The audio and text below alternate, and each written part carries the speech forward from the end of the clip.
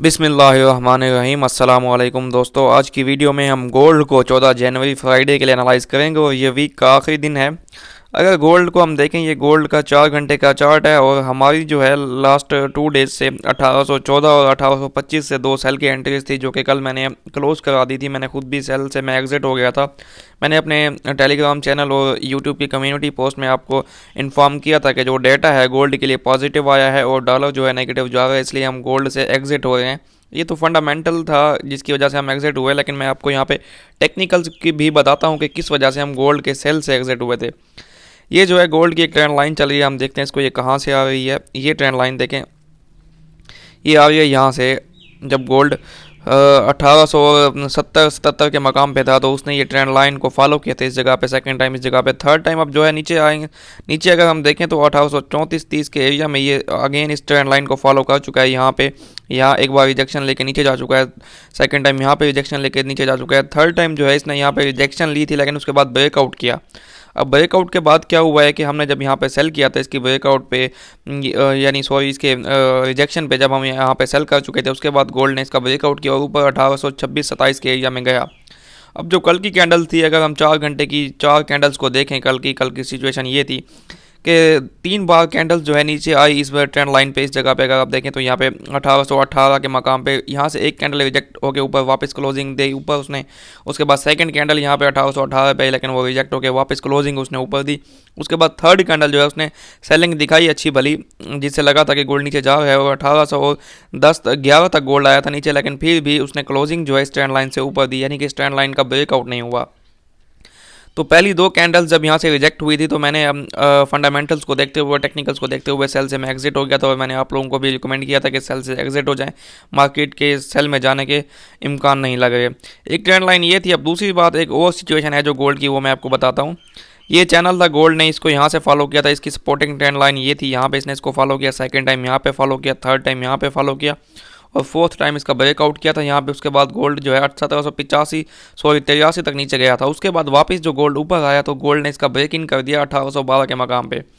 जब इसका break in किया है तो गोल्ड तब से इस चैनल को फॉलो किए हुए है। अगर आप देखें तो इसका ब्रेक इन यहाँ पे हुआ है 1812 के मकाम पे। उसके बाद एक भी 4 घंटे की कैंडल इस चैनल की सपोर्टिंग ट्रेंड लाइन के नीचे क्लोज नहीं हुई, यानी कि अब गोल्ड जो है इस चैनल को फॉलो कर रहा है।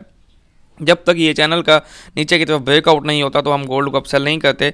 और दूसरी बात है ये है कि जैसे कि डॉलर को अगर हम देखें तो डॉलर मुसलसल नीचे जा रहा है। उसने डेली में जो अपना पैटर्न बनाया हुआ था एक राइजिंग वेज, उसको ब्रेकआउट किया, उसको भी हम चार्ट में देख लेते हैं। तो डॉलर के मजीद नीचे जाने के इम्कान है, डेटा भी डॉलर के लिए नेगेटिव आ रहा है, तो गोल्ड पॉजिटिव ही जाएगा तकरीबन। अच्छा, ऐसा ये जो चैनल था इसने इसको फॉलो किया। अब देखें तो 3 दिन से जो है गोल्ड इस चैनल में मूव कर रहा है। ये कंसोलिडेशन है, यहाँ पे ऊपर से रेजिस्टेंस है 1828 से 32 की और नीचे ये सपोर्टिंग ट्रेंड लाइन है चैनल की, जिसको गोल्ड ब्रेक नहीं कर रहा।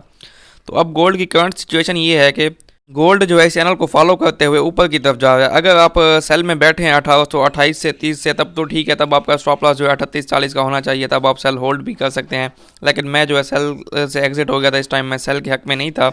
और अगर आपने कोई ट्रेड नहीं ली गोल्ड में तो आपके लिए ट्रेड कहाँ से बनती है? आपके लिए ट्रेड बनती है जब गोल्ड इस ट्रेंड लाइन को रीटेस्ट करने आता है 1820 या 1818 के एरिया में, तो आप यहाँ से बाइंग में बैठ सकते हैं। आपका स्टॉप लॉस जो है कम से कम 1810 या 8 का होना चाहिए अगर आप बाय कर रहे हैं यहाँ से 1818 या 20 से। और इसमें जो आपका फर्स्ट प्रॉफिट टारगेट है वो 1830-32 है और उसके बाद सेकंड प्रॉफिट टारगेट अगर 1830 या 32 का ब्रेकआउट होता है और इसके ऊपर 4 घंटे की कैंडल क्लोज होती है तो गोल्ड जो है इस के ब्रेकआउट के बाद अपने इस चैनल की जो रेजिस्टिंग ट्रेंड लाइन है, ये वाली ट्रेंड लाइन, इसको फॉलो करते हुए 1845 से 50 के एरिया में जा सकता है।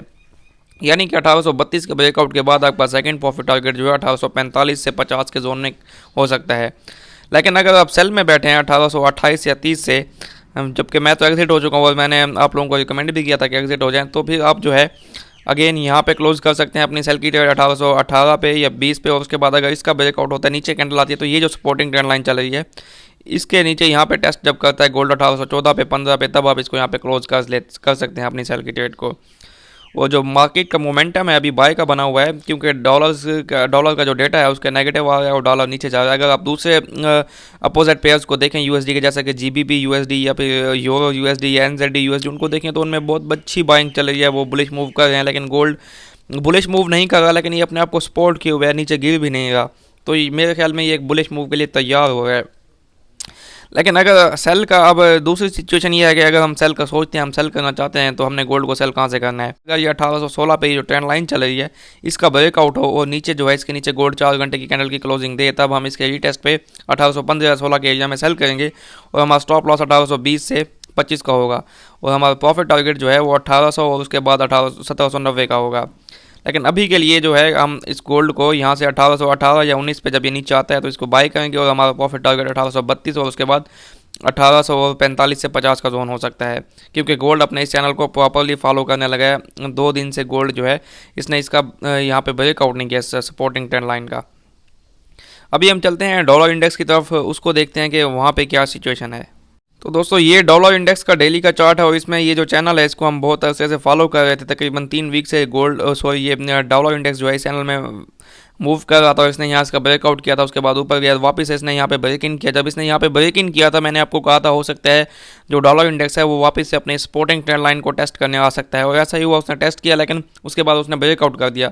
अगर हम कल की कैंडल को देखें तो वो इस सपोर्टिंग ट्रेंड लाइन के नीचे ही क्लोज हुई है और अभी भी डॉलर इंडेक्स मजीद नीचे ही जा रहा है और अगर ये ऐसे नीचे जाता रहा तो नीचे हमारे पास जो सपोर्ट है वो 94.4 पे है। उसके बाद जो नेक्स्ट सपोर्ट हमारी बन रही है वो 93.9 यानी कि 93.9 पे है।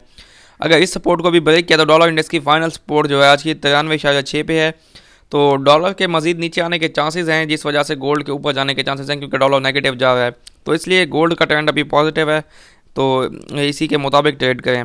अभी हम जो है डॉलर का डेटा देख लेते हैं। जो आज क्या हमारे पास डॉलर का डेटा क्या है, हमारे पास आज 6:30 बजे शाम 6:30 बजे पाकिस्तान वक्त के मुताबिक डॉलर का डेटा है। कोई रिटेल सेल्स हैं, उसके बाद रिटेल सेल्स हैं और उसके बाद इंपोर्ट प्राइसेस हैं और 7:15 पे इंडस्ट्रियल प्रोडक्शन है और कैपेसिटी यूटिलाइजेशन रेट है। जबकि 7:30 पे हमारे पास CB लीडिंग ये GBP का डेटा है। उसके बाद हमारे पास 8 बजे USD का डेटा है। प्रीलिम UM कंज्यूमर सेंटीमेंट है, उसके बाद बिजनेस इन्वेंटरीज हैं, उसके बाद प्रीलिम UM इन्फ्लेशन एक्सपेक्टेशंस हैं और 9 बजे हमारे पास FOMC मेंबर स्पीच है। तो इसमें अगर हम इंपॉर्टेंट डेटा की बात करें तो हमारे पास जो शाम 6:30 बजे कोर रिटेल सेल्स और रिटेल सेल्स का डेटा ये इंपॉर्टेंट है और उसके बाद इंडस्ट्रियल प्रोडक्शन भी इंपॉर्टेंट है 7:15 पे और उसके बाद हमारे पास 8 बजे जो डेटा है प्रीलिम UM कंज्यूमर सेंटीमेंट, ये भी थोड़ा बहुत इंपॉर्टेंट डेटा है। तो इस वक्त में मार्केट में वॉलेटिलिटी आ सकती है, तो इसके मुताबिक ट्रेड करें और स्टॉप लॉस में यूज़ करें। तो good luck for your trades. अल्लाह हाफिज़।